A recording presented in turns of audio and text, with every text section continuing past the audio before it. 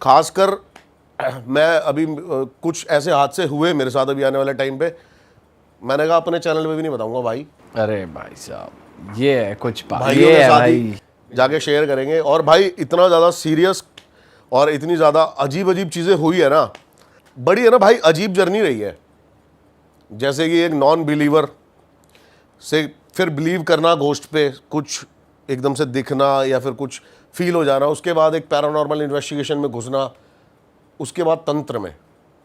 भाई तंत्र में कैसे आ गए आप? अभी फिलहाल भाई कुछ ऐसा हुआ, अभी है ना काफ़ी ज़्यादा मैं तांत्रिकों के साथ पॉडकास्ट कर रहा हूँ। हाँ आपका पता नहीं इंटरेस्ट बना होगा नहीं बना होगा, कभी तंत्र में बना, कभी जानने का, जैसे आपने भी तांत्रिकों के साथ भाई पॉडकास्ट करे हैं। हमको ऑफ कोर्स मजा तो बहुत आता है सुनने में कि वो विद्या क्या चीज़ है, कैसे उसको तुम कैसे साधना सिद्ध कर है। सकते हो, साधना कैसे कर सकते क्या ये हो। चीज़ होती भी है नहीं होती। तो भाई मेरे अंदर ना क्यूरियोसिटी रहती है हमेशा ही कि जो ये बोल रहे हैं फिर ऐसी कोई चीज़ एग्जिस्ट करती है भी या नहीं करती है, तभी मज़ा आता है उस चीज़ को आगे बढ़ाने में या फिर उस चीज़ के साथ और ज़्यादा कुछ एक्सपेरिमेंट करने में। सही बात है। तो भाई एक है ना, मेरे को एक बंदे उनका नाम नहीं बताऊंगा मैं, क्योंकि उन्होंने तो साफ साफ, मैंने उनको मतलब काफ़ी चीज़ें ऑफर करी पॉडकास्ट पे आने के लिए, लेकिन वो आए नहीं। अब मैं बताता हूँ, जो बहुत कम ऐसे बंदे हैं जिनके पास रियल सिद्धियाँ है ना, वो लोगों के सामने आके ऐसे बताते हैं। वो ऐसे ही रहेंगे नॉर्मल कपड़े पहन के, ना वो कुछ करेंगे ना कुछ, और वो ऐसी ऐसी सिद्धियाँ प्राप्त कर रखी है बंदों ने, आप सोच नहीं सकते। आपने एक मूवी देखी है क्रिश? हाँ जब मूवी स्टार्ट होती है तो पता लगता है कि रोहित को काफ़ी साल तक उसने किडनैप करा हुआ था एक आदमी ने, और वो उसकी शक्तियों को गलत इस्तेमाल कर रहा था। यही है फैक्ट। इसलिए भाई जो रियल में जो साधनाएं करके बैठे हैं ना, वो किसी को नहीं पता होने देते कि मेरे पास क्या शक्तियाँ क्या सिद्धियाँ, वरना तो कोई भी उठा के उनको कुछ भी करा सकता है। यही मेरे को रीज़न दिया उस बंदे ने कि भाई मैं ऐसे सामने नहीं आऊँगा। तो मैंने मतलब मेरी काफ़ी ज़्यादा इंटरेस्ट बना, मैंने कहा यार गुरुजी मेरे को बताओ, मैं किसी चीज़ एक कोई शक्ति की ना सिद्धि प्राप्त करना चाहता हूँ। तो भाई उन्होंने मेरे से है ना कुछ फॉर्मेलिटीज़ करी। पहले तो वो मना ही करते रहे काफ़ी टाइम तक, फिर मैंने काफ़ी ज़्यादा दिखाया उनको कि मैं सीरियस, कह रहे अगर देख ले, अगर तूने ढंग से नहीं करी तो इसी से मेरे पे भी बैकफायर हो सकती हैं। तो मैंने उनको सारा बताया। अब उन्होंने क्या करते हैं ना, ये आपको पूरी इनको कुंडली भेजनी पड़ती है, अपनी जन्म स्थान तिथि, उसके हिसाब से ही आप कोई एक सिद्धि प्राप्त कर सकते हो। ऐसा नहीं है कि आपके मन से आपने जो चाहा वो आप सिद्धि प्राप्त कर सकोगे। अच्छा। मैंने भाई उनको सारी फॉर्मेलिटीज़ भेजी। अब उन्होंने मेरे को है ना काफ़ी दिन बाद, 20-25 दिन बाद, ये हमारे टूर से है ना पहले की बातें हैं। ठीक है। अब मैंने काफ़ी ज़्यादा उनको भेजी तो उन्होंने मेरे को 2 मैसेज करे हुए, मैं आपको ये सारे स्क्रीनशॉट्स दे दूंगा, बस उनका नाम मत चलाना भाई, ठीक है। और उनका यूट्यूब पे चैनल भी था, उन्होंने कभी फेस नहीं दिखाया, सिर्फ सिद्धियाँ ना लिखी हुई आती हैं, और व्यूज़ तो मतलब 200-300 ही आते हैं, कुछ ऐसा वो है नहीं, क्योंकि बंदों को ड्रामा पसंद है, बंदों को ये चीज़ें पसंद है, इसलिए। तो उन्होंने मेरे को मैसेज करा हुआ है कि भाई आपकी कुंडली, आपकी जो राशि है, आप इसके हिसाब से धन लक्ष्मी अक्षिणी या फिर किसी अप्सरा को आप सिद्ध कर सकते हो। तो भाई मैंने थोड़ा सा इनके बारे में रिसर्च किया कि क्या है क्या नहीं है। अप्सरा तो क्या है, अप्सरा आपको है ना मतलब वो थोड़ा सा अलग डायरेक्शन है आपकी लाइफ में, है ना, बस कुछ मिलेगा नहीं उससे।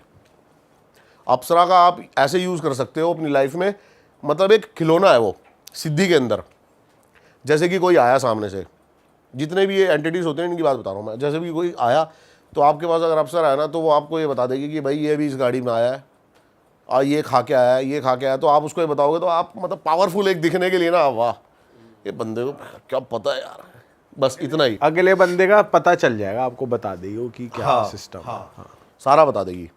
तो वो इसीलिए है कि बस भाई अपने आप को थोड़ा सा वो दिखाने के लिए कि भाई मेरे को देखो सारी चीज़ें पता, इससे ज़्यादा कुछ नहीं। फ्यूचर कुछ नहीं, कोई एंटिटी फ्यूचर नहीं बता सकती।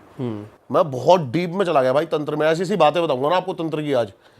तो कोई भी जो एंटिटी है ना, वो तंत्र में ये नहीं बता सकती आपको फ्यूचर, वो सिर्फ एक खिलौने की तरह यूज़ कर सकते हो आप उनका, कि थोड़ा सा अपने आप को पावरफुल दिखाने के लिए, भाई इसके मन में क्या चल रहा है, इसके अंदर क्या चल रहा है, ये बता दूंगा मैं, ये कर दूंगा। तो भाई मैंने चुनी, मन की बातें बता सकती है वो अप्सरा। हाँ ठीक। मन की बातें तो आप भाई कि ये तेरे को धोखा देना चाह रहा है, आराम ये से तेरा दोस्त है, उसका भी बताऊंगा मैं कि वो नॉर्मल बंदे कैसे, अभी उसके बारे में बात करेंगे बड़ा। तो मैंने भाई चुनी धन लक्ष्मी अक्षिणी, मैंने कहा ये करते हैं। अब क्या है ना, ये एक ऐसी एंटिटी है कि आपकी लाइफ में ना धन नहीं रुकेगा। उसको सिद्ध करने के बाद होगा क्या, ग्रह नक्षत्र ऐसे बनते चले जाएंगे कि आपकी लाइफ में जो पॉसिबिलिटीज है ना पैसे आने की, वो बहुत ज़्यादा बढ़ जाएंगी। अब जैसे कि मैं आपसे मिला, आपने मेरा काम चल रहा है कॉर्बेट में, आपने मेरे को बताया यार दीपक वहाँ पे ना तो अपना डीएम है या फिर कोई ये सीएम है, मेरे जानकार है, ये सब मैं तेरी और ये चीज़ें सस्ती करा दूंगा, इसमें डील करा दूंगा ऐसे। तो वो एक संजोग बनते चले जाते हैं, पैसे आते चले मतलब ऐसा कुछ मैजिक नहीं हो जाएगा आपके, ऐसा कुछ नहीं है कि तुम आपके सुबह लिए उठ- चीजें ना, आसान ना, हो ना। जाएंगी। ऐसा कुछ नहीं है कि सुबह उठे तक के नीचे हाथ हमारे 10,000 आ रहा है भाई चला। ऐसा कुछ नहीं होने वाला है। काम करने जा रहे तो वो बन जाएगा। वो हाँ, ये काम करोगे तो आप ये होता चला जाएगा। जैसे कि अभी भाई हम ये शूट कर रहे हैं, 10 मिलियन पहुंच जाए, 20 मिलियन पहुंच जाए, वो काम पे डिपेंड है। बनेगा। हाँ। ठीक है। तो मैंने कहा भाई ये करते हैं। तो उसने मेरे को पूरी विधियां बताई और मेरे को बोला कि भाई मैं ना एक माला जप के दूंगा। ये माला जप के देते हैं आपको, वो माला ही है सारी पावर, मंत्र, वाइब्रेशंस, इसके बारे में बात करेंगे, बहुत डीप है। तो उसने माला जप के दी और बंदे ने मात्र मेरे से 1100 रुपये लिए भाई। मुझे लगा पता नहीं अभी बोलेगा 1 लाख 11 लाख, यहीं से पता लग जाता है।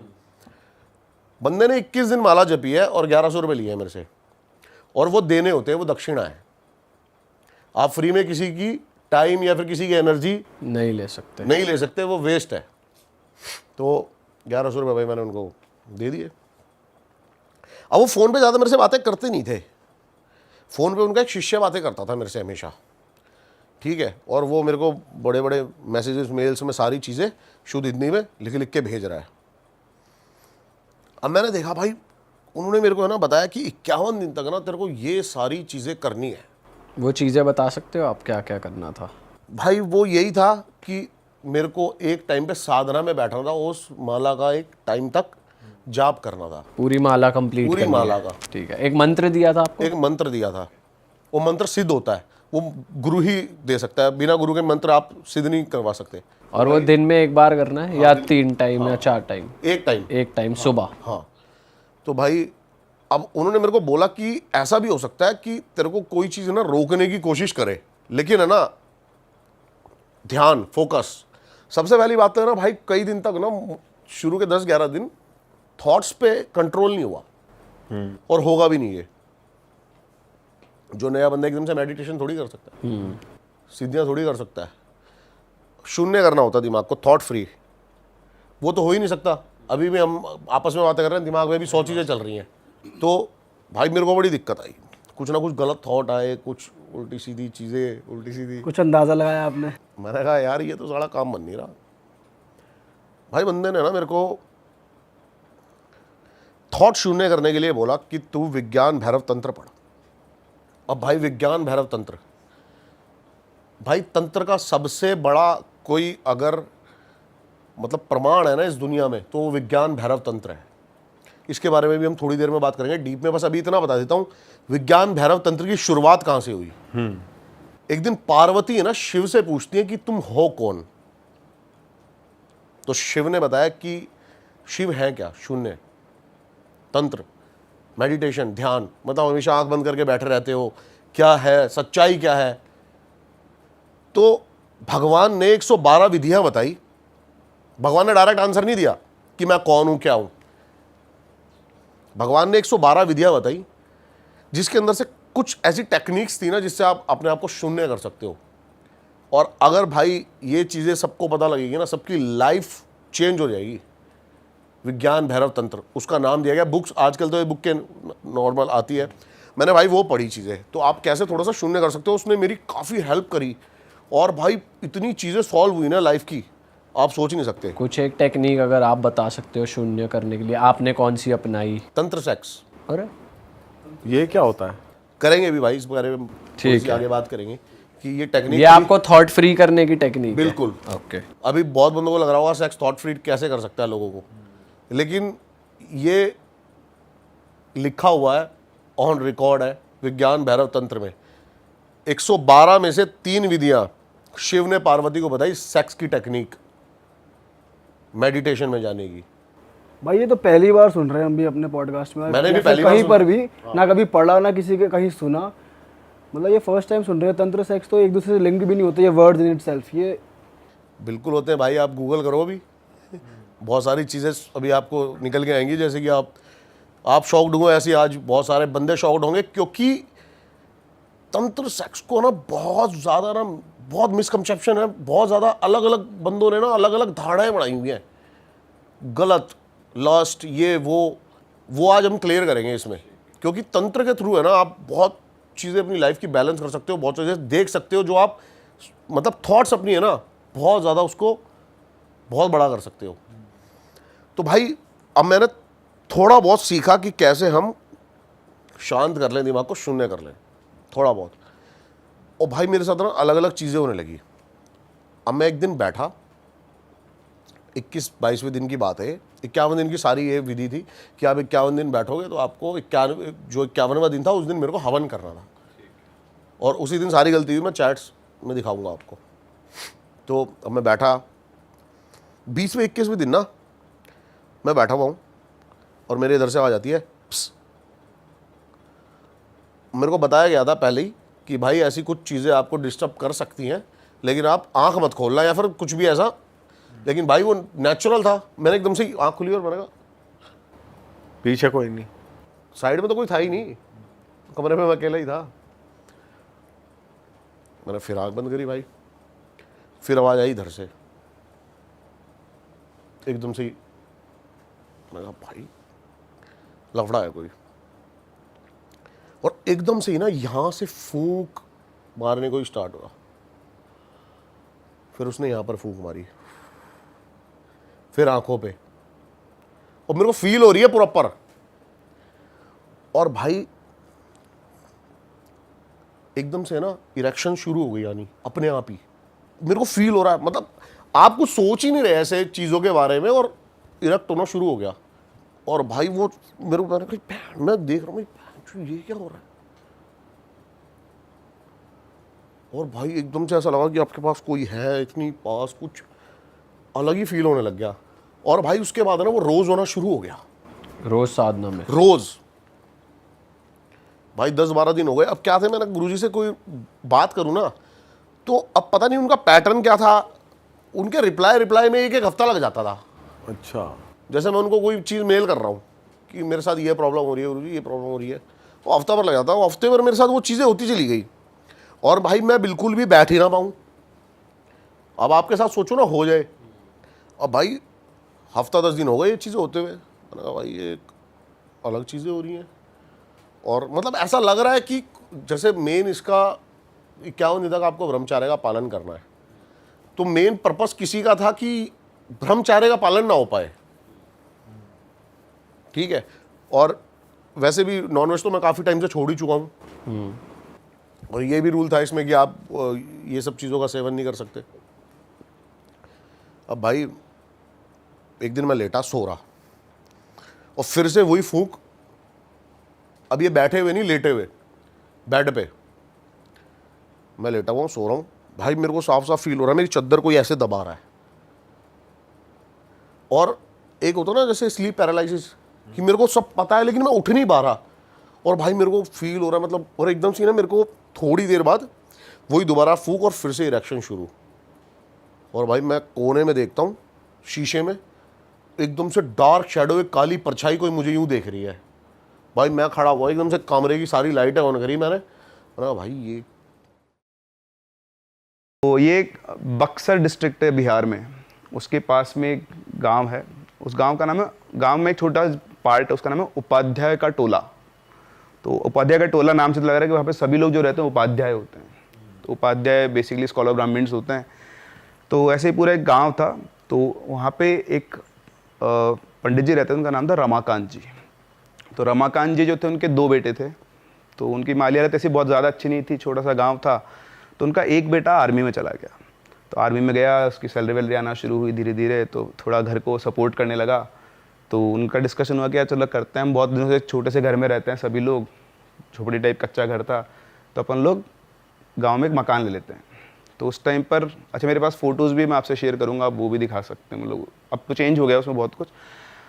तो एक घर था, वो घर पहले वो ब्रिटिश टाइम का घर बना हुआ था, तो उसमें शायद वो उस टाइम अंग्रेज रहा करते होंगे, उसके बाद वो खाली पड़ा हुआ था।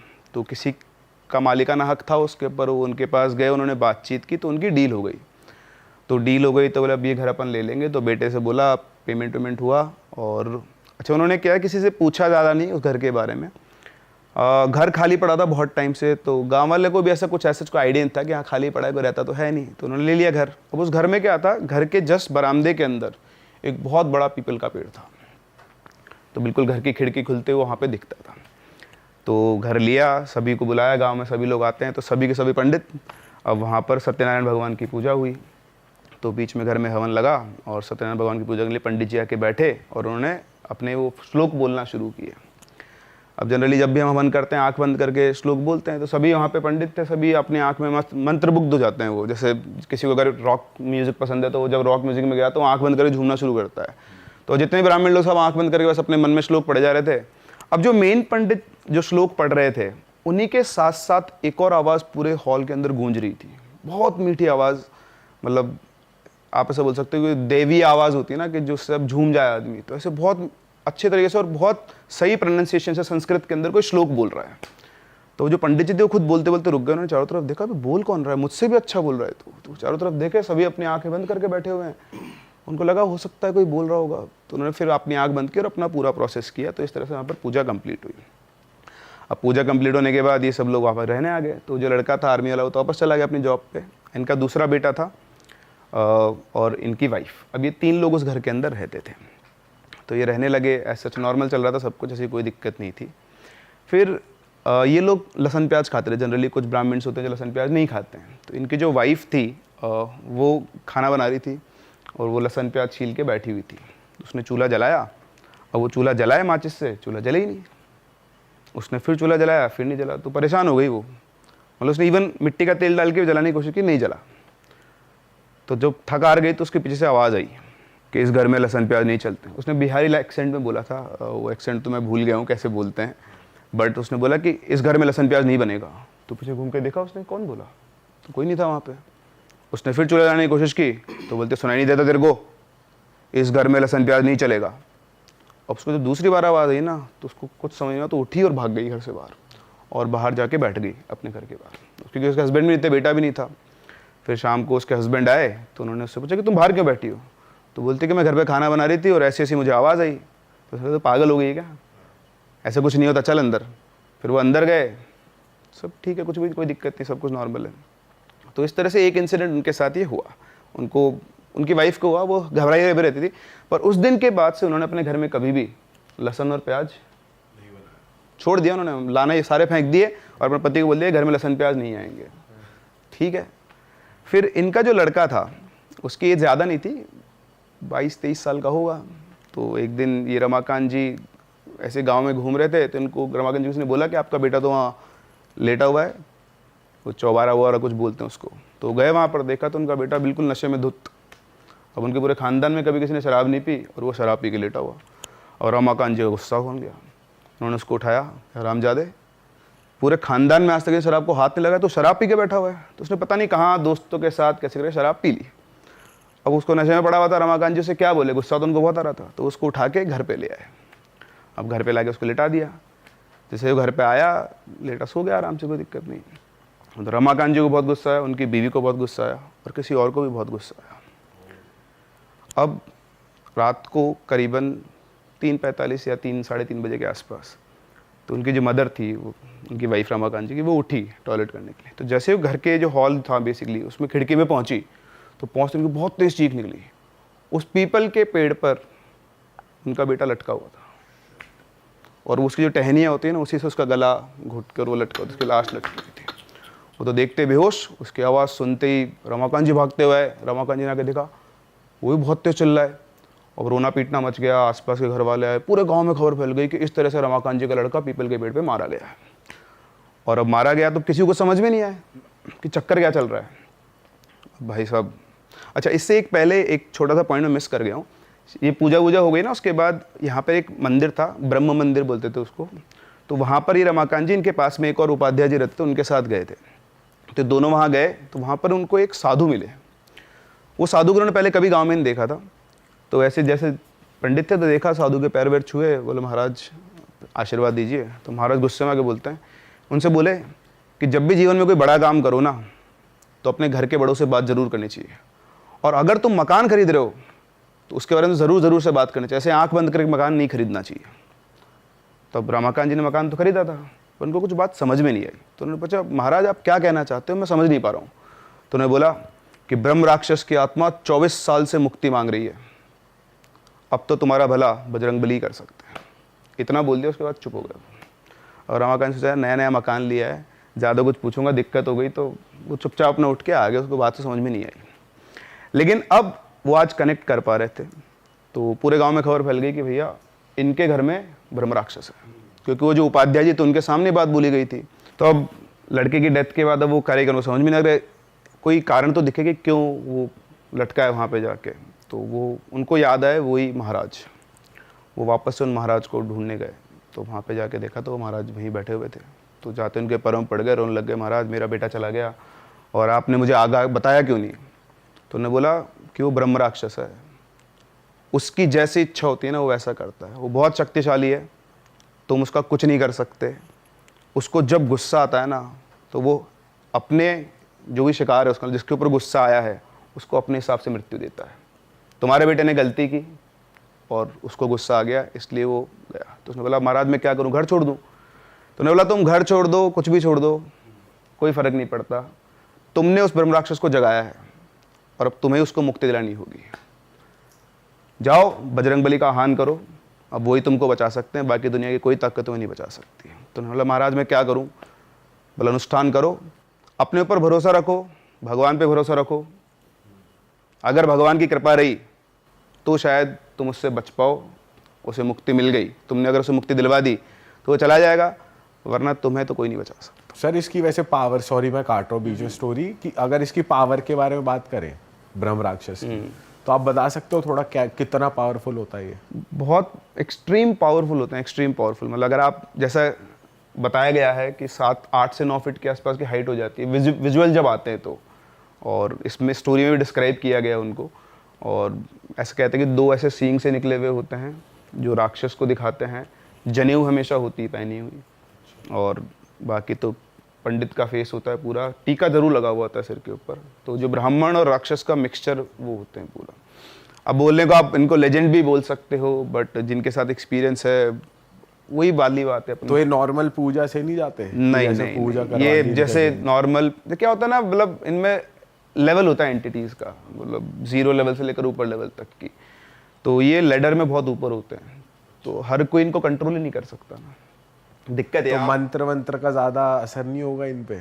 इनको कंट्रोल करने के लिए मतलब जो कंट्रोल कर रहा है उसका मीडियम भी बहुत हाई होना चाहिए। जैसे सीधा या तो किसी बड़े देवता से वो कनेक्ट हो रहा है, क्योंकि लेडर में देवता थोड़ा सा नीचे हैं बस। अच्छा। तो इसलिए तो वो उनको पावर इसीलिए मिल जाती है क्योंकि वो इतने बड़े स्कॉलर्स होते हैं ना, तो उनका जो मेंटल लेवल होता है, जो मेडिटेशन लेवल, जो अपन स्पिरिचुअल लेवल जो बोलते हैं, वो बहुत हाई होता है। तब एक नॉर्मल आदमी जो ट्रैप में फंसा हुआ है वो कहाँ उस स्पिरिचुअल लेवल को कनेक्ट कर सकता है। और आप ये भी कह रहे थे कि वो आपके साथ साथ वो कुछ भी आप, हाँ, आप जो भी मंत्र बोलेंगे, आप हनुमान चालीसा बोले, वो आपके साथ साथ बोले। मतलब वो डरेंगे नहीं? नहीं, आप हनुमान चालीसा बोलो, वो आपसे ज्यादा स्पष्ट और अच्छे प्रोनाउंसिएशन के अंदर बोलेंगे। आप संस्कृत का कोई श्लोक बोलो, वो आपके साथ साथ बोलेंगे, अगर वो वहां होंगे तो। बाप रे, तो सर उनसे बचा कैसे जाए? मतलब अगर उनके खुश करके रखो उनके मतलब, हिसाब से चलो तो वो आपको तंग नहीं करेंगे? नहीं, ऐसे नहीं कि वो चलते फिरते आदमी को पकड़ लेते, वो ही is not visible to anyone, वो जहां है वो रह रहा है, और वो आते जाते किसी को परेशान, छोटी मोटी आप गलती हो तो कुछ भी नहीं है, पर उसके एरिया में आके आपने कोई बहुत बड़ी गलती कर दी है, मतलब जिससे वो नाराज हो जाए, देन मतलब जैसे कहते हैं पेड़ पे सुसु कर दिया या ऐसा कुछ गलती कर दी किसी हाँ ने? मतलब ऐसा हो सकता है, जैसे पीपल के पेड़ है, ऐसा पेड़ है, और वो देखो सीधी बात है, आपके घर के बाहर कोई टॉयलेट करके जाएगा, आप क्या करोगे उसका? हाँ, इस केस में ये दारू पी कर आ गया था बच्चा, और प्लस लहसुन प्याज भी घर में था। हाँ, वो उनका नियम था ना, वो जब वो जिंदा थे, जब भी इस दुनिया में थे, उनका नियम था कि मेरे घर में शराब, मांस, लहसुन प्याज नहीं आ सकता है। पहले आपने एक गलती करी, आप लहसुन प्याज बना रहे हो। पहली बात तो आपने पता ही नहीं किया कि इतने टाइम से घर खाली पड़ा हुआ है, क्यों? चलो आप आए, आपको एक बार उसने आगाह कर दिया कि लहसुन प्याज मत बनाओ उस घर के अंदर, फिर आपने इग्नोर कर दिया। अब क्या बोलेगा अगला?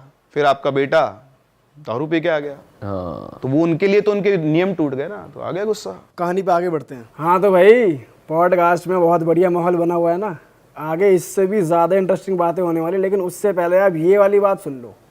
भाई रियल 11 पे आप लोग थोड़ा सा कंफ्यूज हो रहे हो ना हाँ और ना में, तो भाई आप जाके काम करो, प्रो प्ले खेल लो। यहाँ पर भी आपको मैच के अराउंड बहुत इजी क्वेश्चन के आंसर देने और आप जीत सकते हो लाखों। और सबसे बढ़िया चीज़ इसकी ये है कि आप यहाँ पे अपने हिसाब से स्लॉट और अमाउंट सेट कर सकते हो, यानी कि जितना भी आपकी धनराशि आप जीतने वाले हो आपको वहाँ पहले ही दिख जाएगी, और जो दिखेगी वही आपको मिलेगी विदाउट एनी डिडक्शंस। ठीक है, समझ गए ना? तो जल्दी जाओ डाउनलोड कर लो, रियल 11 का लिंक नीचे डिस्क्रिप्शन में है।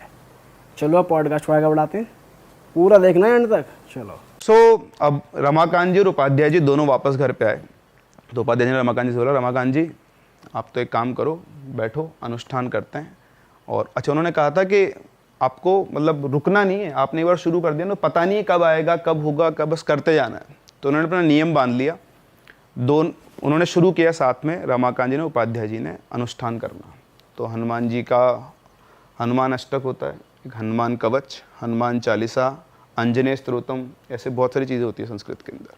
तो एक एक करके सबको पढ़ते थे।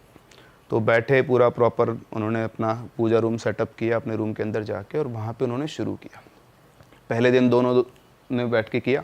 अब जैसे उन्होंने श्लोक गाना शुरू किए, श्लोक उधर से भी आना शुरू हुआ, और श्लोक आ रहे थे पीपल के पेड़ की तरफ से, मतलब जो खिड़की थी वहाँ से आवाज़ आ रही थी। तो अब तो पता ही था सबको, तो वहाँ पे श्लोक चल रहा है। वो घबरा गए शुरू करते ही। आप सोचो, आप भगवान की पूजा करने बैठे हो, आपको पता है कि ऐसी एंटिटी आपके आसपास है, और आपने शुरू किया और वही आवाज़ आपके साथ भी आने लग गई। तो बेसिकली उसको विचलित करना चाह रहे थे शुरुआत में, क्योंकि वो डिटर्मिनेशन देखते हैं इंसान का बहुत। तो जैसे वो आवाज़ आई, दोनों घबराए दोस्त। फिर इधर उपाध्याय जी बोले, रमाकांत जी भगवान पे भरोसा रखो, हनुमान जी साथ में, आप तो करो, मैं भी आपके साथ बैठा हूँ। तो पूरे दिन बैठ के उन्होंने अपना वो पूरा कंप्लीट किया। फिर उसके बाद शाम हुई तो वो उपाध्याय जी बोले कि रमाकांत जी बस ऐसे ही रोज़ाना आपको करना है। वो भी कब तक बैठ पाएंगे, रोज़ तो नहीं बैठ सकते, उनके भी काम धंधे वगैरह सब कुछ है। तो बोले कि आपको कंटिन्यू करना है, कभी ज़रूरत पड़े मुझे बुला लेना। तो अब उधर रमाकांत जी ने नियम बांध दिया। वो रोज़ सुबह उठते और घर के अंदर रोज़ाना श्लोक चालू, और उधर से आवाज़ चालू, दोनों सेम काम साथ साथ चलते थे। 107 दिनों तक लगातार उन्होंने ये काम किया। अब इमेजिन करें, 107 दिन का उनका पूरा दिनचर्या बन गई थी ये, खाना वाना खा पी के अपना सब कुछ करके। 107 दिन तक कुछ भी नहीं हुआ। 108वें दिन वो पूजा कर रहे थे, और पूजा कर रहे थे तभी उन्हें ऐसा लगा कि उनके पीछे कोई खड़ा है ना। पीछे कोई खड़ा तो आपको सेंसेस तो हो ही जाते हैं। तो उनको लगा कोई पीछे खड़ा हो। जैसे उन्होंने पीछे घूम के देखे तो उनके पीछे एक आदमी बैठा हुआ था, मतलब वही ब्रह्म राक्षस के साथ साक्षात था। तो जैसा डिस्क्रिप्शन दिया उन्होंने कि करीबन 7-8 फीट का आदमी से बैठा हुआ है, और उसके सब जगह खून लगा हुआ है, मतलब, और वही 2 सींग ऐसे निकले हुए हैं, और वो बहुत खतरनाक आंखों से उनको घूर रहा है। वो कुछ ना कुछ संस्कृत में बड़बड़ाया, और जितना कुछ बोला रमाकांत जी बेहोश। अरे तेरी, आप देख लो ना, अगर आप एकदम से ऐसे देख लोगे तो आप अपने भी बेहोश हो सकते हैं, फ्यूज उड़ जाता है सारा। फिर उठे, वो उठ के वो बोले कि देखा तो कोई भी नहीं है यहाँ पे। तो उसकी बीवी आई थी कि आप बेहोश क्यों हो गए? तो उन्होंने बताया कि ऐसे ऐसे मेरे को सामने दिखाई दिए। तो उनको समझ में नहीं आया कि दिखाई क्यों दिए। तो फिर वो वापस से अब किससे पूछें, तो उनको तो एक ही आदमी नजर आए, वो साधु। तो वहाँ गए मंदिर पे, देखा तो साधु है ही नहीं वहाँ पे। सब जगह ढूंढ लिया, साधु महाराज नहीं मिले। अब वो अकेले फंस गए, करूँ तो क्या करूँ। फिर वो वापस अपने घर पे आए। अब उनका अनुष्ठान भी टूट गया। अब वो समझ में नहीं आ रहा उनको क्या करना है। तो वो सोए आके, जैसे उनको नींद आई ना, एकदम से उनकी आँख खुली, और आँख खुल के उनको ऐसा लगा कि अपने आप ही वो उस पीपल के पेड़ के वहाँ चले जाएं। उनको ऐसा फील हुआ अपने आप से, कोई आप बोले एनलाइटनमेंट हुआ, या फिर ऐसा कोई ऑर्डर आया। उठे और वहाँ जाके और पीपल के पेड़ के पास खड़े हो गए। फिर उनका मन किया कि मैं यहाँ बैठ के पूजा करूँ। तो वो अपना सारा उन्होंने सेटअप किया वापस से, हवन वगैरह सब, और वो बैठ गए उसके अंदर पूजा करने। और जैसे उन्होंने अनुष्ठान शुरू किया, उनकी नज़र पड़ी पर पीपल की डाल पर। तो वहाँ पर वही ब्रह्म राक्षस बैठा हुआ था पीपल की डाल के ऊपर, वो इनको घूरे जा रहा। अब इनकी हालत ख़राब, इनको डर लगे बुरी तरह से कि यार सामने वो बैठा हुआ है, क्या करेगा ये मेरा। पर इनका निश्चय, दृढ़ निश्चय कि नहीं, अब तो मैं अनुष्ठान पूरा करूँगा। और उन्होंने वहाँ पर बैठकर सारा अनुष्ठान करना शुरू किया, और इधर ये करे और उधर से वहाँ से आवाज़ चालू। और अब आवाज़ जितने लोग खड़े सबको सुनाई आ रही है। ऐसा नहीं कि सिर्फ अकेले को सुनाई आ रही है। अच्छा। दिख रहा किसी को नहीं, दिख रहा एक ही इंसान को है, लेकिन सबके सब अनुष्ठान कर रहे हैं, पूजा चल रही है साथ साथ में। फिर बहुत देर तक वो करते हैं। फिर उनको सामने से एक ऐसे रोशनी से चलती दिखाती आई, और एकदम से वो रोशनी आके ऐसे फैल गई। रमाकांत जी बेहोश, उसके बाद सब कुछ शांत। वो दोबारा उठे, उठ के देखा तो उन्हें वो कहीं दिखाई नहीं दिया। मतलब जो एनवायरनमेंट था वो बहुत लाइट हो चुका था उनके लिए। करीबन सुबह 4-5 बजे तक का ये सारा प्रोसेस चला उनका। फिर वो सीधे उठे और अपने वो उपाध्याय जी ने डिस्कस किया आपस में, वापस से वहाँ गए मंदिर। तो वहाँ मंदिर पे वही साधु बैठे हुए, तो जाके उनको प्रणाम ना किया और बोला कि महाराज ऐसा हुआ। तो उन्होंने बोला कि रमाकांत जी, आपके दृढ़ निश्चय से उस ब्रह्म राक्षस को मुक्ति मिल गई है। अब आपको कहीं जाने की ज़रूरत नहीं है, आप इस घर के अंदर रह सकते हो। अब आपको कोई परेशान नहीं करेगा, वो जो था वो जा चुका है और बस आप रहो आराम से। तो उन्होंने कहा कि सब क्या रहूँ, मेरे तो बेटा चला गया, हनुमान जी कहाँ थे जब मेरा बेटे को मार रहा था। तो उसने बोला कि ये सब हमारे बस की बात नहीं है, हमारे इच्छा की बात नहीं है। उसने गलती की, उसने सजा दी, आपने उसको मुक्त करा के उसको बाहर हटा दिया है, अब आप आराम से यहाँ रह सकते हो। तो वो कुछ टाइम और रहे वहाँ पर, फिर उसके बाद वो वहाँ से चले गए, बेच दिया उन्होंने वो घर। आज भी वहाँ कई लोग रहते हैं, लेकिन उसके बाद कभी उनको कुछ ऐसा कुछ फील नहीं हुआ। सर आपको ये स्टोरी किसने भेजी थी, मतलब किसने शेयर करी? किसी क्लोज नहीं उनके? नहीं, रमाकांत? नहीं। अच्छा, क्लोज ने तो नहीं, पर उन्होंने प्रूफ्स भेजे हैं, वो जगह भेजी है, और जिन्होंने भेजी है वो दिल्ली से बिलोंग करते हैं। अरे बाप रे। ऐसी और स्टोरीज हैं ब्रह्म राक्षस पे। तो मतलब मैं थोड़े दिन पहले भी मैंने एक पढ़ा था, पर उसमें वो मुझे ऐसा लगता है कि वो तो थोड़ा अलग वो है मैडम। उसमें क्या था कि बच्चा था, गांव से आया था और घर वालों पढ़ाई लिखाई में थोड़ा ठीक नहीं था वो, तो माँ बाप भी उसके ऐसे पुराने बहुत पिछले गांव में रहते थे। तो वो आगे के मैं कुछ सीख के आऊँगा, अब जा रहा हूँ मैं। तो जाके ऐसे बैठ गया, एक ख़राब सा घर था, कई सालों से बंद पड़ा था, तो बैठा हुआ था। बहुत पुरानी बात बताते हैं इसको। तो वो भी वही ब्राह्मण था, वो बच्चा भी ऐसे बैठा था। तो 2 लोग जा रहे थे, 2 ऐसे वो भी ब्राह्मण थे, जैसे पंडित वगैरह होते हैं ना, जो शास्त्रीय टाइप वैसे। तो उसने रोक के उनसे पूछा कि मैं कुछ सीखना चाहता हूँ, मतलब मुझे भी आप अपने आश्रम ले चलो। तो उन्होंने बोला कि आश्रम जा क्या करेगा, इसमें चला जा, यहाँ अंदर जा और तेरे को यहाँ गुरुजी मिलेंगे, तेरे को सब कुछ सिखा देंगे। तो अनभिज्ञ बालक चला गया अंदर। जैसे वो अंदर गया, दोनों बोलते हैं अब सच्चाई सामने आ जाएगी, इस घर में ब्रह्म राक्षस रहता है या फिर नहीं रहता है। तो उसमें फिर वो जाता है अंदर, पूरा घर खाली पड़ा हुआ है, लेकिन ऐसे 3-4 फ्लोर्स होते। तो जब तीसरी फ्लोर पे वो जाता है, वो देखता है कि तीसरी फ्लोर से बिल्कुल जगमग है, बढ़िया साफ़ सफाई हो रखी है वहाँ पर, और वहाँ पर जाकर वो बैठ जाता है। वो बैठा रहता है, पूरा दिन निकल जाता है, उसको कोई दिखता ही नहीं है। पर उसे लग रहा है कि बाकी सब फ्लोर गंदे हैं, लेकिन ये वाला फ्लोर बिल्कुल साफ़ है। तो शाम के टाइम जब होती है, सूरज ढलता है, तब जाके उसे सामने एक गुरुजी दिखाई देते हैं, मतलब अंदर कमरे के अंदर। वो ऐसे ढूंढता है, वापस से उठ के देखो तो यार कोई है भी नहीं, मैं फालतू रात हो रही है, निकलो फिर यहाँ से वरना। तो जाके देखता है तो एक कमरे के अंदर एक बाबा बैठे हुए होते हैं। उनके पास जाता है और उनसे बोलता है कि मुझे ऐसे किसी ने कहा कि आप मुझे शिक्षा दे सकते हो। तो उन्होंने बच्चे को देखा और बोला कि तुझे यहाँ भेज, मतलब तुझे डर नहीं लगता? तो बोलता डर किस बात का, आप गुरुजी हो, मैं आपसे शिक्षा लेने आया हूँ, मैं अपने माँ बाप का नाम ऊँचा करना चाहता हूँ पढ़ लिख कर। तो उन्होंने बोला कि अच्छा चल ठीक है, कल बात करेंगे, अभी तू खाना वाना खा ले। तो उसने बोला खाना कहाँ है? बोले तू बाहर जा, खाना खा ले। तो वो बाहर गया तो उसके लिए खाना रखा हुआ था। तो उसको समझ नहीं आया खाना वाना कहाँ से आया। तो खैर इसको तो मैं शॉर्ट करता हूँ, बहुत छोटे। तो ऐसे वो अगले दिन गया, अगले दिन उन्होंने फिर उससे पूछा। तो उन्होंने पूछा उससे कि यार बता आप तेरा क्या है। उसने बोला महाराज मैं तो सीख के जाऊँगा आपसे। बोला देख ले, तू दृढ़ निश्चय कर ले, एक बार अगर तू यहाँ रुक गया, तूने अगर ये निश्चय कर लिया कि तुझे मुझसे सीखना है, तो अगले 12 साल तक तू इस घर से बाहर नहीं निकल सकता है। उसने बोला जो हो, मैं तो आपके शरण में आ गया हूँ, आपको जो करना है करो, मैं तो दीक्षा लेने आया हूँ, सीख के ही जाऊँगा। तो उन्होंने उसको टटोल लिया कि बच्चे का मन बिल्कुल साफ़ है, बिल्कुल भोला है, तड़पाया हुआ है लोगों का। तो उन्होंने बोला चल ठीक है। फिर उन्होंने उसको सिखाना शुरू किया। 12 साल तक उन्होंने सिखाया उसको, मतलब 12 साल में उसको जितने भी वेद थे या सबका ज्ञान दे दिया। फिर जब लास्ट दिन था, तब उन गुरुजी ने उससे बोला कि बेटा अब तेरी शिक्षा पूरी हो गई है, अब तू जा और अपने माँ बाप के पास जा, तेरे को जहाँ जाना है अच्छे कर्म करना, और अब शायद दोबारा तो मैं तुझसे कभी नहीं मिल पाऊँगा। तो लास्ट मोमेंट था। तो उसने बोला कि आप ऐसा क्यों बोल रहे कि आप मुझसे नहीं मिल पाओगे? तो उन्होंने बताया कि मैं एक ब्रह्म राक्षस हूँ और ये मेरा एक काम अटका हुआ था कि मुझे जो कुछ मुझे आता है, मुझे अपने एक शिष्य को देना था। तू मेरे पास आया, तेरा निश्चय दृढ़ था, तेरा मन साफ था, इसलिए मैंने तुझे सब कुछ सिखा दिया है। अब मुझे मुक्ति मिल गई है, तो ये मेरा आखिरी दिन है, और अब मैंने जो तुझे सिखाया है वो मतलब लोगों के भले काम के लिए करना। और इतना कह के बाबा जी गायब। ये भी सच्ची कहानी है? अब ये मैंने पढ़ी थी, इसका मैं ऑथेंटिसिटी नहीं बोल सकता। मतलब किसी ने भेजी थी या नहीं, ये मैंने कहीं बहुत वो पुराण टाइप से होता है, ढूंढ ढूंढ के वहाँ से ऐसे रिसर्च कर रहा था दिन बैठ के। पर उस बच्चे को वो नॉर्मल गुरुजी के रूप में ही दिखे, ऐसे नहीं दिखे नहीं, सीइंग वीइंग जैसे हाँ, वो नहीं, डिस्क्रिप्शन आप दे रहे थे पहले। वो हर किसी के, वही ना कह रहा हूँ मैं, किसके सामने कैसे अपेयर होना है वो उनकी मर्जी है और वो कैसा एनलाइटमेंट है। तो मेरे हिसाब से इनमें भी अलग अलग होते होंगे, आई डोंट नो। ये ब्रह्म राक्षस का गुड साइड है। हाँ, ये गुड साइड भी है। हाँ, तो ये मैंने पढ़ा था, इसकी मैं ऑथेंटिसिटी भी कुछ नहीं बोल सकता। वैसे सर कोई अगर आ जाए, कोई दिख जाए ऐसे सीइंग वाले रूप में, तो ऐसी की तैसी निकल जाए अगले आदमी।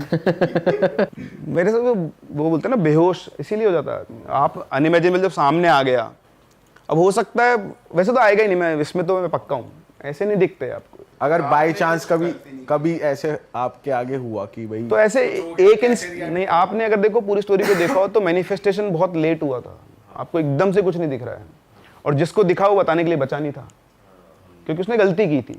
सही कह रहे हो। तो वो उसके लिए वो कोई बहुत बड़ी गलती नहीं थी, पर अब जिस एंटिटी के जो नियम थे उसके थे यार, वो रहता था वहाँ पे, उसके नियम थे, आपने तोड़ दिया तो उसके लिए उसने सजा उसका है। वो तो वो वैसे बहुत शांत होता है, ऐसा बोलते हैं, बट जब गुस्सा आ जाए तो फिर वो किसी के वो नहीं। बट अगर वो घर छोड़ देते तो भी वो ब्रह्म राक्षस हाँ, छोड़ता नहीं उन्हें। नहीं नहीं नहीं, हाँ, कि उसने ही जगाया है तो वो ही वो तो ऐसे है ना, उसको कोई कंट्रोल ही नहीं कर सकता। अब आज हल्क छोड़ दो आप, बड़ा घर, वो बड़ा वाला हल्क, अब उसको कौन कंट्रोल कर लेगा? सही बात है सर। तो वो वाली कहानी है उसकी। तो मेरे को तो यही लगता है सिस्टम कुछ ऐसा ही उसका खतरनाक वाला। सर मूव ऑन करते हैं नेक्स्ट स्टोरी पे। तो मैं आपको एक तांत्रिक की स्टोरी सुनाता हूँ, बहुत बढ़िया। अच्छा, आप तांत्रिक वर्ड आपके सामने जब आता है आपको क्या लगता है? जो ब्लैक मैजिक करते हैं या फिर हटाते हैं। सर हमारे माइंड में तो पिक्चर बनती है शमशान घाट पे वो मुंडी लेके और मंत्र जाप हो रहा है, या फिर डॉल है उसमें वो सुई गड़ रही है। जैसे मान लो बाहर एक तांत्रिक आए, बोले कि मैं थोड़ी देर आपके घर में रुकना चाहता हूँ, बैठना चाहता हूँ, आप उसे आने दोगे? नहीं सर देखो, अगर हमारे आगे आ गए वो, तो हम तो ऐसा कुछ करेंगे कि जैसे एंट्री तो नहीं दे पाएंगे, लेकिन एक ही दान, उनको बुरा भी ना लगे, कुछ दान वान में माफी वाफी मांग लेंगे कि तो, क्योंकि तांत्रिक की इमेज ही यही होती है। हाँ, क्योंकि हम जब सबसे ज्यादा मूवीज और इन सबसे इंस्पायर्ड होते हैं, हमने जिस भी मूवी जब भी तांत्रिक देखा है तो वैसा ही होता है, जो ओकल्ट होता है बेसिकली, आत्माएं पकड़ना और किसी के ऊपर कुछ करवा देना। और ऐसे कई लोगों के पास सिद्धियां होती है, वो वैसे भी गलत यूज़ करते हैं उनका, बट गलत यूज़ करते हैं तो लास्ट में जाकर उनके साथ भी गलत होता ही है। तो आपको बहुत सारे एक्सपीरियंस में दिख भी जाएगा। लेकिन इनका एक कुछ ऐसे भी होते हैं, इनका बहुत बेटर साइड होता है, बहुत अच्छा साइड होता है। कुछ लोग अपने खुद के नॉलेज के गेन करने के लिए, कुछ लोगों का भला करने के लिए ऐसे काम करते, मतलब tantra is basically a science. तो ऐसा बोला जाता है। फिर अगेन मैं फिर भी एलिजिबल नहीं हूँ, बट मैंने जितना सुना देखा उसके हिसाब से बोल रहा हूँ कि it is a science to connect with higher beings और लोअर बींग्स। मतलब आपके पास मीडियम से, आज आपको किसी से यूएस में बात करनी था, ऑब्वियसली फ़ोन से करोगे या नेट से करोगे, तो मीडियम में कनेक्ट करने का। तो ऐसे ही तंत्रा इज टूल।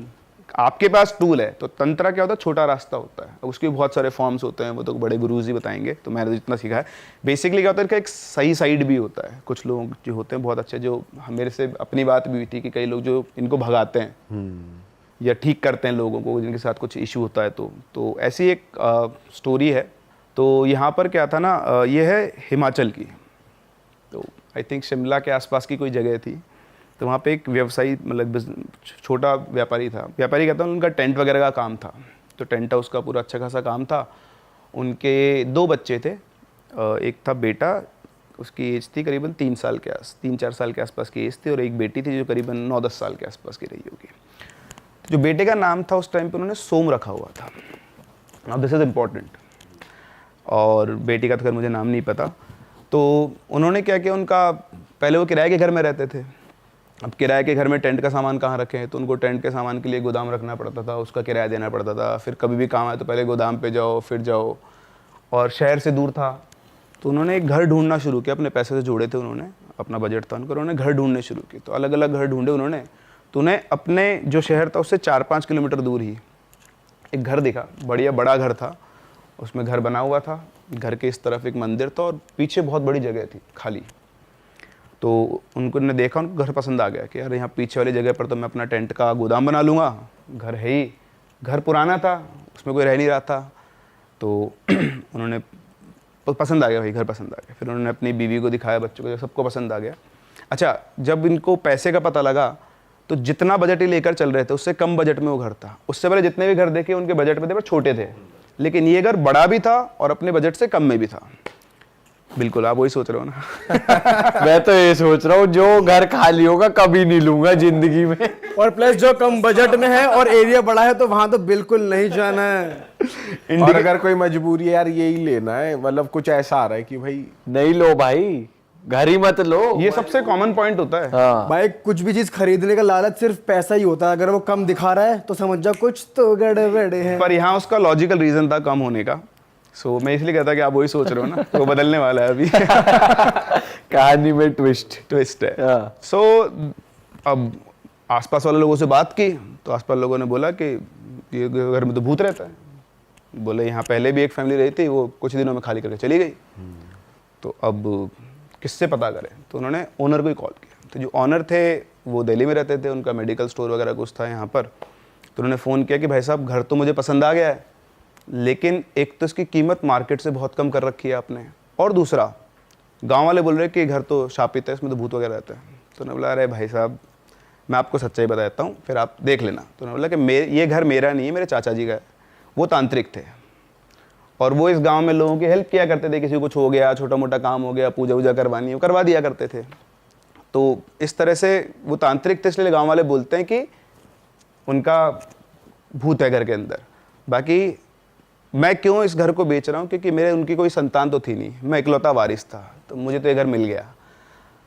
तो उसने बोला कि अच्छा ठीक है, तो फिर आप यहाँ के क्यों नहीं रहते? बोला भाई साहब मेरा यहाँ पे बड़ा काम है, मेडिकल स्टोर, बहुत बड़ा मेडिकल स्टोर है मेरा, मेरे बीवी बच्चे हैं, बच्चे स्कूल में पढ़ते हैं, मैं पागल हूँ जो दिल्ली छोड़ के वहाँ के रहूँगा गाँव के अंदर, ठीक है। और ये घर वैसे भी मैंने अपने पैसों से खरीदा ही नहीं है, ये तो मेरे चाचा ने दे दिया मुझे, मेरे को तो विरासत तो मिला है, तो मुझे कोई फ़र्क नहीं पड़ता है कितने में बिक रहा है, ठीक है। और दूसरी बात ये आप कह रहे हो कि इसमें कुछ है, तो इसमें मैं खुद रह चुका हूँ 1-1.5 महीना, आया था छुट्टी बनाने में, मुझे तो कभी कुछ नहीं फील हुआ, ठीक है। बाकी गांव वाले जो बोले वो बोल सकते हैं, मैं कुछ नहीं कर सकता उसका। तीसरी चीज़ ये है कि अगर आपको इस कीमत में इतना बड़ा घर मिल जाए तो वो ले लो, ऑफ़र आपके सामने है, लेना है तो लो, वरना कोई दिक्कत नहीं, पड़ा रहेगा, मेरा कोई फ़र्क नहीं पड़ रहा, मुझे बिकेगा तो भी बढ़िया है और नहीं बिकेगा तो और भी बढ़िया है, पड़ा रहेगा। फोर्स नहीं किया, मतलब अपने ऊपर छोड़ दिया, लेना छोड़ दिया ना, बता दिया सच्चाई ये है। अब आप गांव वालों की मान लो, मेरी मान लो या अपनी मान लो, आप डिसाइड कर लो। अब आदमी धर्म संकट में फंस गया, फिर किसके पास जाएगा? बीवी के पास।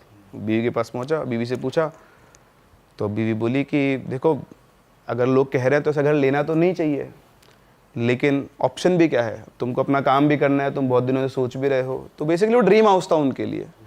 तो उसकी बीवी ने बोला कि एक काम करते हैं, चलते हैं घर में पूजा पाठ करवा लेंगे, रह के देखते हैं।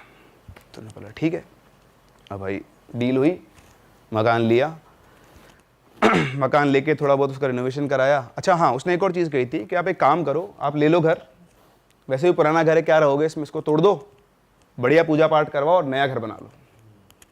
तो अब उन्होंने लिया, पर उनका इतना बजट नहीं था कि तोड़ के दोबारा बना ले, क्योंकि बिजनेस भी तो है, वो भी तो संभालना होता है। तो उन्होंने ले लिया, उसी को रिफर्बिश करवा लिया वापस से, रिनोवेट करवा के। उन्होंने बोला कि बाद में थोड़े टाइम पैसा इकट्ठा हो जाए तो बनवा लेंगे, अभी पूजा पाठ करवाते हैं। तो ठीक है साहब, पूजा पाठ हुआ।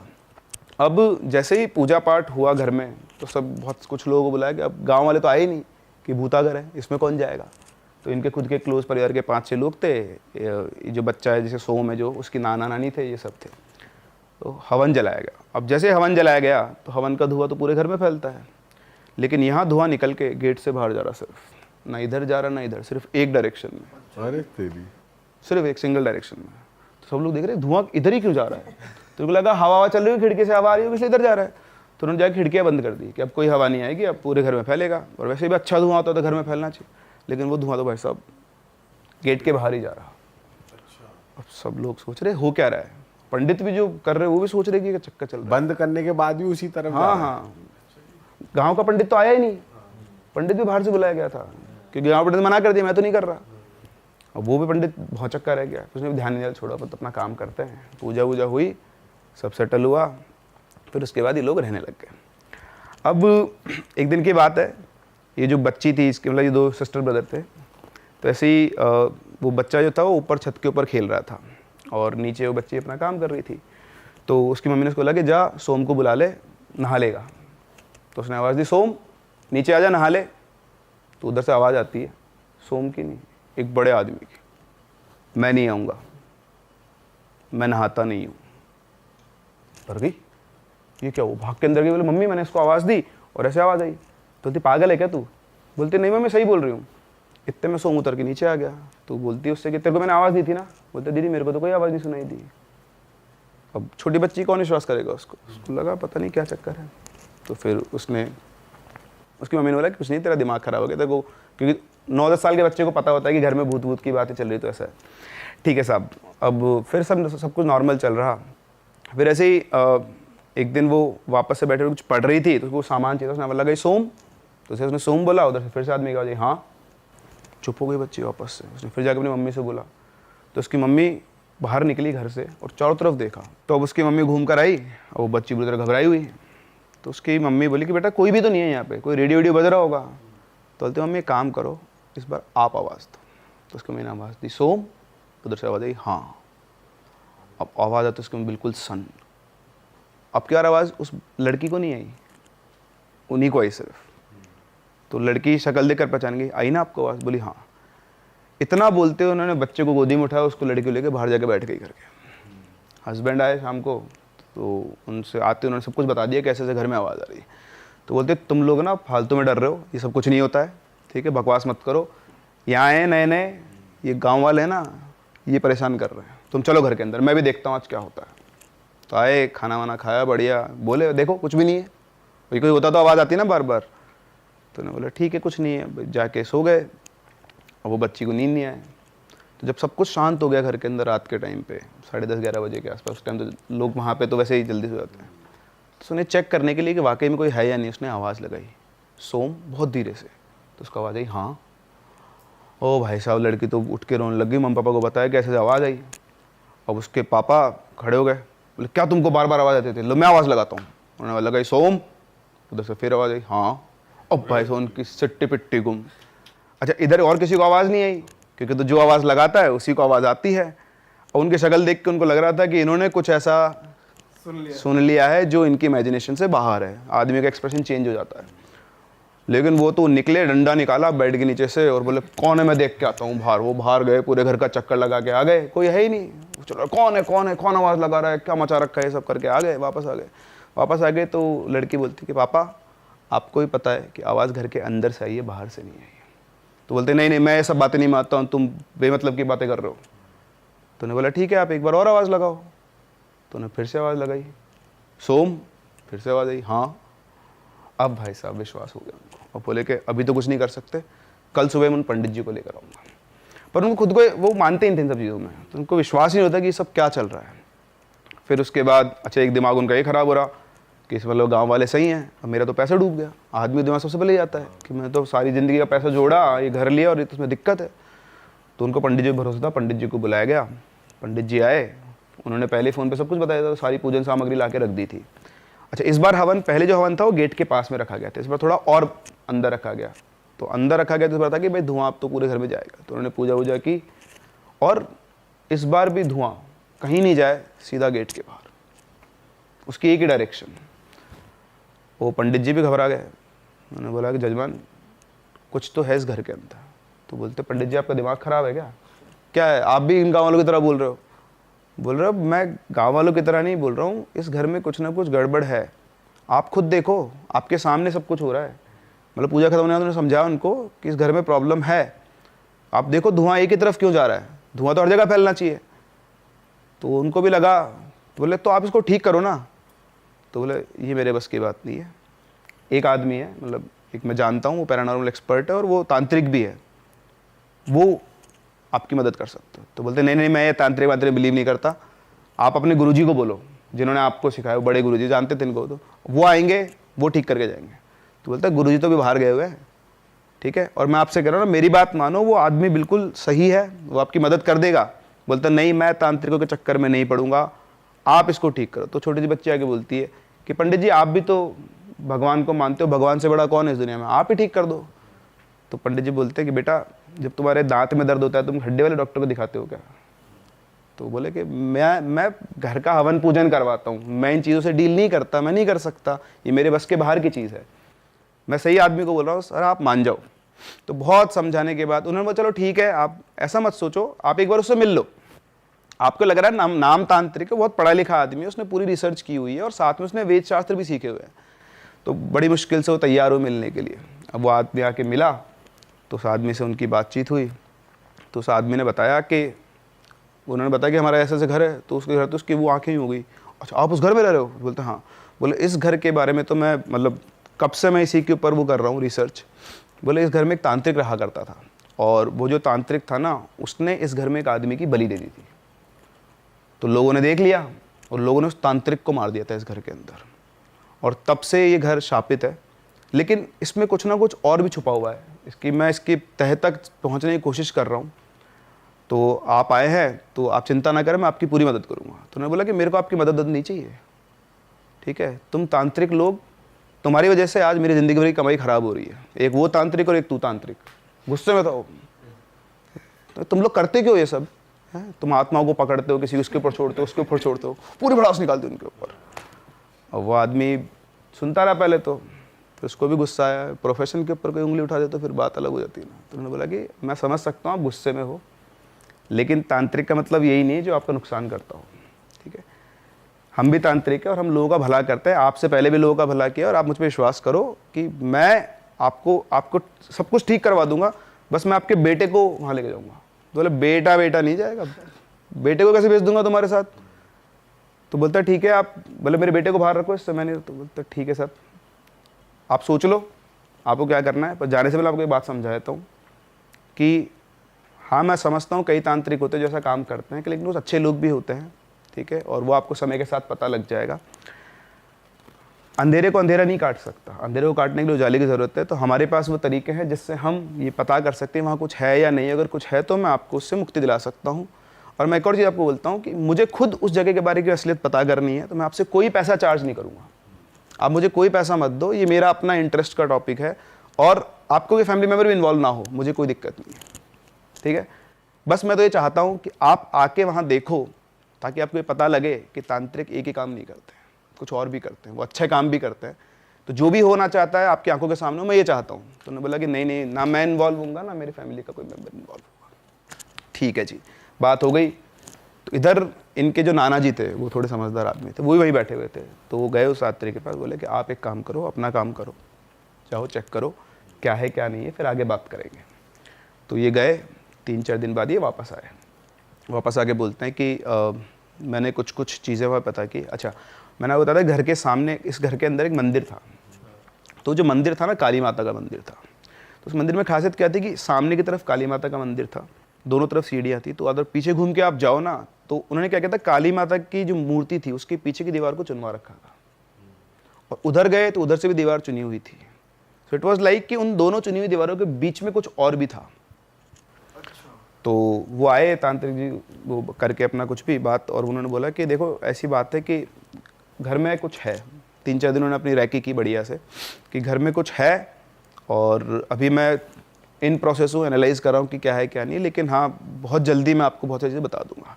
अच्छा, इधर साइड में तब तक जो उनके नाना जी थे वो बहुत एक्टिव हो गए थे। उन्होंने पूरे पुराने लोगों से सबसे बातचीत करके उस पूरे घर की हिस्ट्री निकाली।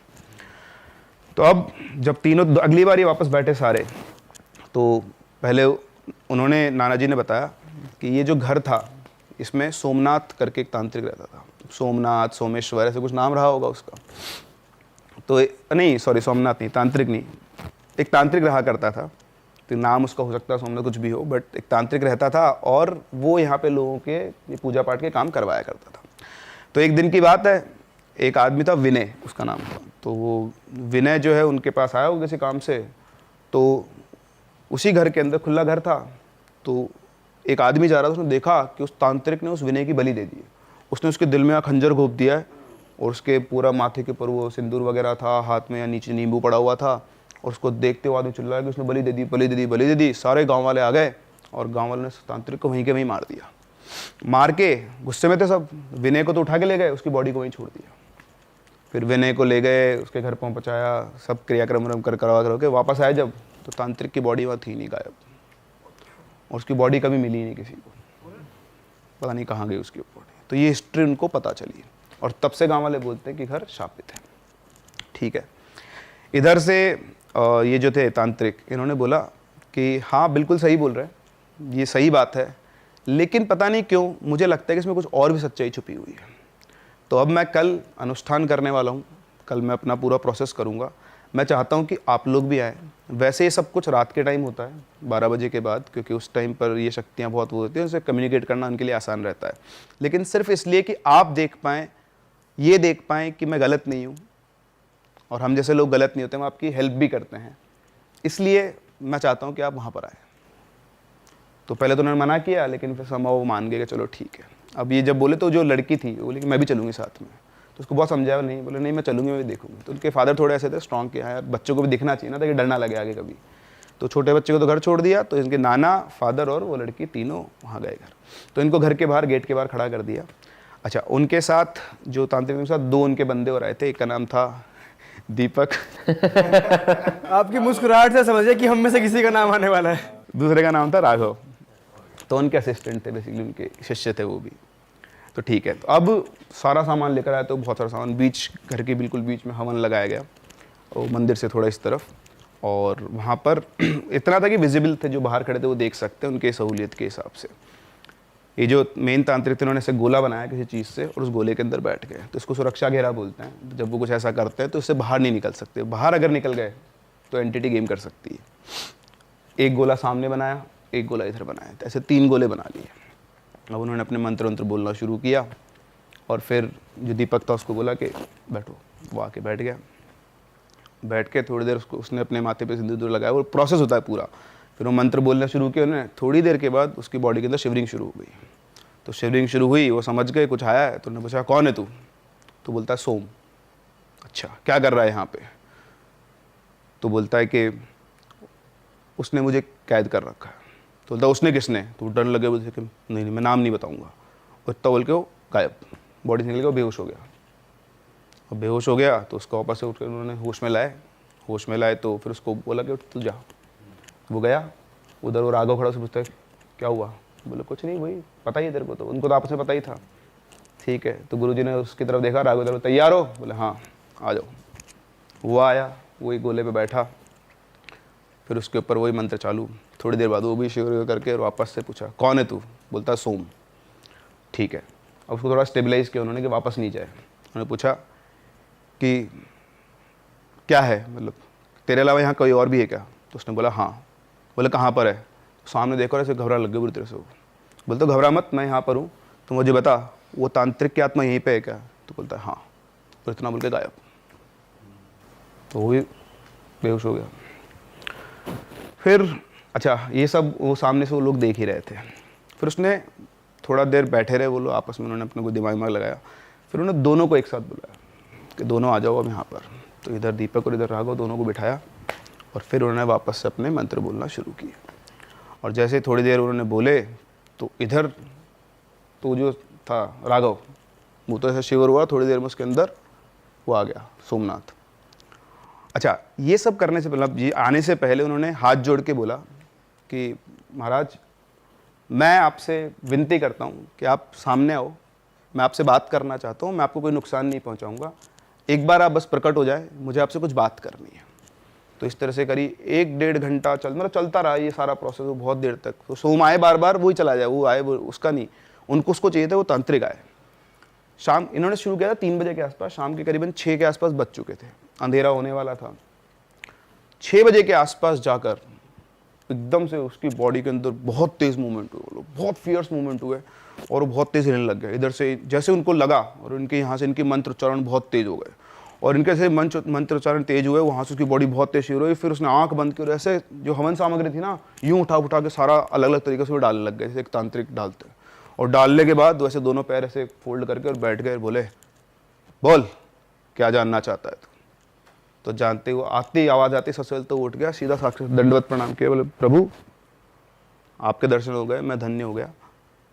ये तो मुझे पता है कि यहाँ जो भी कहानी चल रही है वो सत्य नहीं है, अब आप ही मुझे बताओ कि सत्य क्या है। तो उन्होंने उधर उसकी तरफ देखा, राघव की तरफ, बोल क्या हुआ था उस दिन? तो इधर से उसने बोलना शुरू किया कि मेरा नाम सोमनाथ है, मैं उस गांव में अनुराधा नाम की एक लड़की थी, मैं उससे प्यार करता था, तो वो भी मुझसे प्यार करती थी, और ऐसे चलता रहा हमारा रिलेशन। फिर थोड़े दिनों के बाद वो मुझसे कटना शुरू हो गई, मतलब मुझसे वो दूर जाने लग गई। तो मुझे पता लगा कि उसके घर वालों ने उसकी शादी कहीं और तय कर दी। मैं ये झेल ही नहीं सकता था कि उसकी शादी कहीं और हो जाए, तो मैंने नदी के अंदर कूद के अपनी जान दे दी। फिर उसके बाद तो ये सबको पता था गांव में कि उसकी डेथ हुई थी, तो वो उसके नाना जी जो थे ना, उनको पता थी स्टोरी, मतलब पता था कि हाँ ऐसे एक लड़के ने जान दी थी, वो लड़का ये है। फिर एक दिन अनुराधा जो थी नदी के किनारे से निकल रही थी, तब मैंने उसकी बॉडी को पजेस कर लिया, मैं उसकी बॉडी के अंदर आ गया। और अंदर आके मेरा एक ही काम था, विनय को मारना, क्योंकि उसी ने मेरी अनुराधा को मुझसे अलग किया था। तो इस तरह से वो अनुराधा के अंदर आ गया। वो विनय को पता लगा, जब उससे इंटरेक्ट किया तो पता लगा तो वो है। तो विनय उन तांत्रिक को जानता था, तो विनय तांत्रिक के पास आया, उनसे बोला कि आप ऐसे ऐसे मेरी होने वाली बीवी है और उसके अंदर ये आ गया है, तो आप इसको मुक्त करवाओ। तो वो हेल्प करते थे, उन्होंने बोला ठीक है तुम ले आना। तो लेकर आए, उन्होंने ऐसे अनुष्ठान किया था, तो उन्होंने वही सुरक्षा घेरा बनाया था, सेम प्रोसेस जैसे ये कर रहे थे, सेम वही प्रोसेस वो करते थे। तो हुआ क्या कि जब वो सब कर रहे थे, तो विनय इधर बैठा हुआ था गोले में, इधर अनुराधा बैठी हुई थी, इसके अंदर उसकी बॉडी के अंदर वो सोमनाथ था और इधर तांत्रिक थे। तो जब सब कुछ चल रहा था, तो उसकी वो जो स्पिरिट थी इतनी फियर्स हो गई, उसने विनय को बुढ़ते डरा दिया, मार दूंगी तेरे को। तो वहाँ एक चाकू पड़ा था, उससे घेरे के अंदर बैठ के मार दूंगी तेरे को, ये है वो है। तो डर के मारे क्या वो घेरे से बाहर निकल गया। और वो जैसे ही घेरे से बाहर निकला, उसने आओ देखना चाकू उठा के सीधा उसके दिल में घोप दिया, और घोपते ही वो तो नीचे और भाग गई, क्योंकि अनुराधा थी नहीं उसके अंदर, तो कोई और था। अब तांत्रिक के सामने सब कुछ हो गया, वो भाग के उठा और उठ के उसको देखने लगा कि इसमें है न, तो मर तो हो चुका था, पर फिर तांत्रिक लगा था मैं इसकी कुछ ना कुछ मदद कर दूंगा। अब उस टाइम अनुष्ठान चल रहा था, सारे वो लगे हुए थे तांत्रिक के ऊपर, और जैसे उसने चाकू को हाथ लगाया सामने से लोगों ने देख लिया और उसको लगा कि इसने बलि दे दी। बोले उस आदमी का देखना हुआ और देखते उसको यही लगा, तो सारा गांव आ गया, मेरी बात तक नहीं सुनी और मुझे मार दिया। लेकिन मैंने मरने के बाद मैंने सोम की आत्मा को पकड़ लिया, और इस मतलब बेसिकली जब गांव वो आदमी चल रहा था वो भागा ना, और लोग आए वापस, उस टाइम के उसके बीच में उसने प्रोसेस किया है, वो समझ गया था कि मेरा मरना तय है। उसने फटाफट 4 पत्थर उठाए, उनमें हनुमान जी को स्थापित किया, घर के 3 कोनों में लगाए, और चौथे कोने में लगाने वाले थे तब गाँव वाले आ गए। और वो इसलिए लगाए थे क्योंकि जो सोमनाथ था उसकी जो स्पिरिट थी उसको उन्होंने ट्रैप कर लिया था, अब वो इस घर से बाहर नहीं जा सकती थी। और चौथा पत्थर रखने वाले थे, तब तक तो सब गेम हो गया, वरना उसके बाद तो वो फ्री हो जाता वो।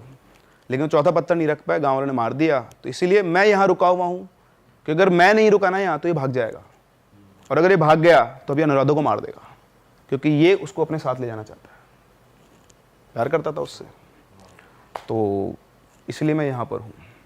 तो उसने बोला कि ठीक है अब क्या कर सकते हैं इसका। तो बोला बस कुछ नहीं है। तो उधर वो नाना जी जो खड़े थे वो सारी कहानी सुन रहे थे, तो उन्होंने बोला कि जिस अनुराधा की आप बात कर रहे हो उसकी मृत्यु 3 साल पहले हो चुकी है। इतना सुनते जो राग उड़ता मुंडी से घूम के उधर पीछे देखता उनकी तरफ, और वापस इधर देखता है।